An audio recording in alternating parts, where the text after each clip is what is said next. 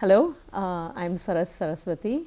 I teach entrepreneurship at the Darden Graduate School of Business in University of Virginia in the US.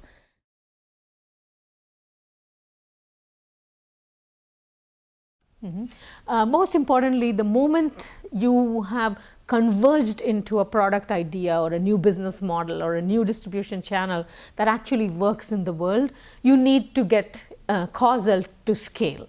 So when Muhammad Yunus started Grameen Bank, he was very effectual. You can actually trace the process. But the moment you actually make Grameen into a bank, now you want to scale it up. You want to replicate it in other countries and so on. So there you don't need to reinvent the wheel. So it's in inventing the wheel, if you will, the economic wheel, that effectuation is very useful. But the moment you have invented the wheel, when you actually want to use it for other purposes, I think causation is very useful. And causation is very useful even when you're using effectuation in some ways, because there are certain parts of the thing that you know. So if you're a scientist and you're actually building the product, you know the technology enough that you can predict how it will go, right? So you don't want to be using effectuation in everything you do.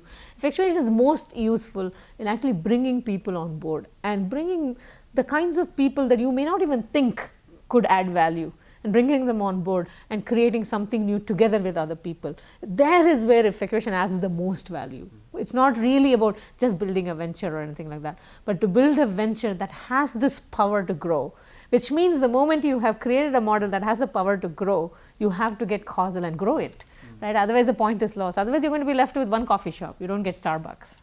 You need a causation also to make Starbucks happen.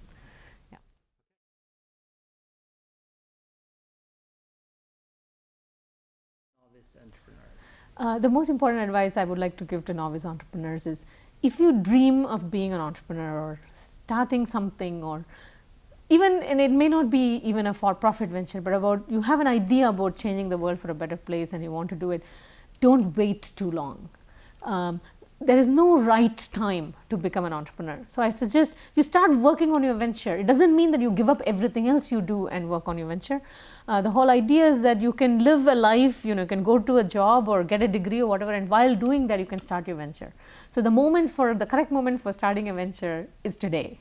And then hopefully everything we teach in the programs and the research on effectuation suggests to you how you do it and how you can do productive things while doing other things in your life. So it's not a trade-off between all the stuff that you want to do in your life, your family or whatever, and starting a venture. It truly is trying to do both, and eventually you would have built the venture to a point where it becomes a real choice. The venture is so important in your life and it's already alive and running, and then you decide, okay, I'll leave my job or I have to do this full time or something. So that's how you get to that point of becoming a full-time entrepreneur. So don't wait for it. This would be my most important piece of advice.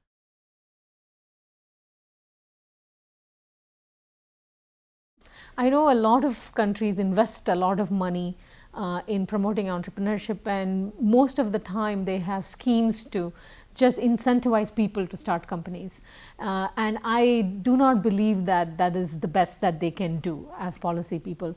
I actually believe invest in something like entrepreneurship education, where we actually train entrepreneurs to go out and create their own resources, bring people on board, use existing resources and slack resources in interesting ways, and is a better way for policy to go. So the way I think about it is, I like to use the historical analogy of the scientific method. So if you go back to the 16th, 17th centuries, when Francis Bacon actually wrote Novum Organum, where he began understanding that it's a systematic way for us to do science.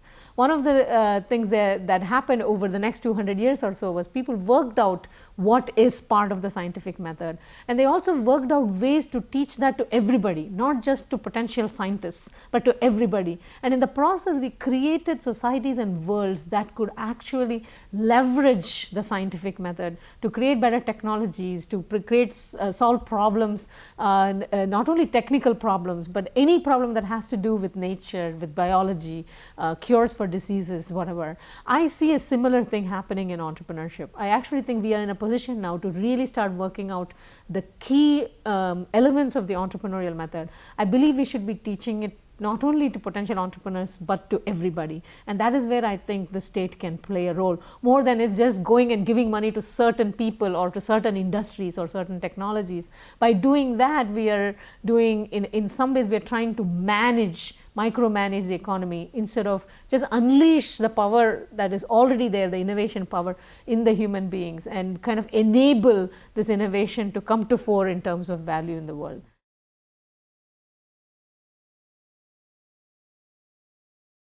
Okay. My first reaction, 4 words, it was a delight. Okay.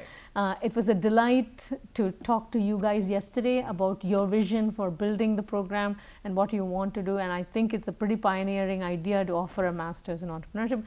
But today I was even more delighted when I came to class and I actually saw the entrepreneurs.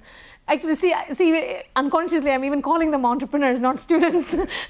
So I think they're on their way. You have made entrepreneurship a live option for them. You have infected them, and I think that's enough for an education program. It's nice to also give them the tools and stuff like that, but I think the toughest part is actually to make them see that entrepreneurship can be a live option in their life. And I think that your program is doing very well, and I wish you my best wishes to make this a grand success. Thank you.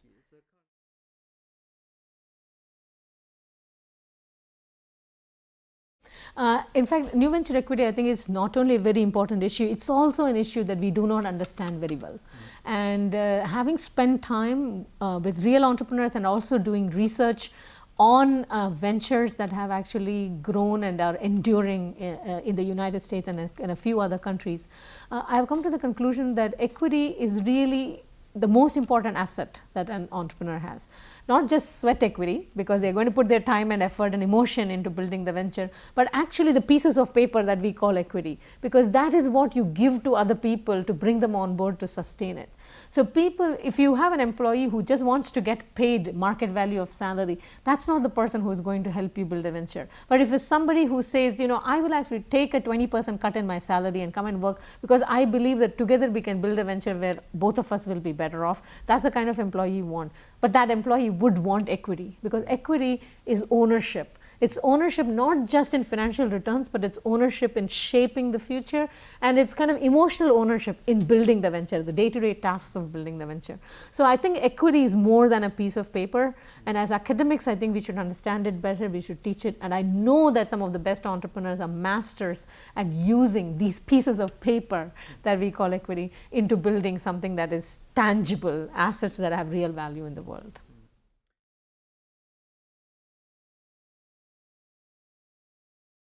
I have maybe a kind of a non-standard position on the role of firms in the world, right? On the role of corporations. Initially, as a society, as human beings, we invented the limited liability corporation, that you and I as individuals can take risks, that we can actually follow our dreams, that we can attempt something new and build a new kind of an organization, new products and services in the world. But today we seem to be under the impression that once you have built a company, somehow that company has to last forever, even if the people who work for the company suffer in the process. So when you take large corporations like the big auto companies or something, as an academic, I have to stop and ask, was there a time in the history of this company when the board of directors and the management should have sat down and said, you know what, we have achieved everything that we can achieve using this corporation, and maybe we want to return the value to the shareholders and maybe create a cushion for our employees to retrain and do something different. So we need to look at the issue of voluntary dissolution of corporations as a research topic. So the assumption seems to be that corporations add so much value in the world that somehow we have to keep them alive forever.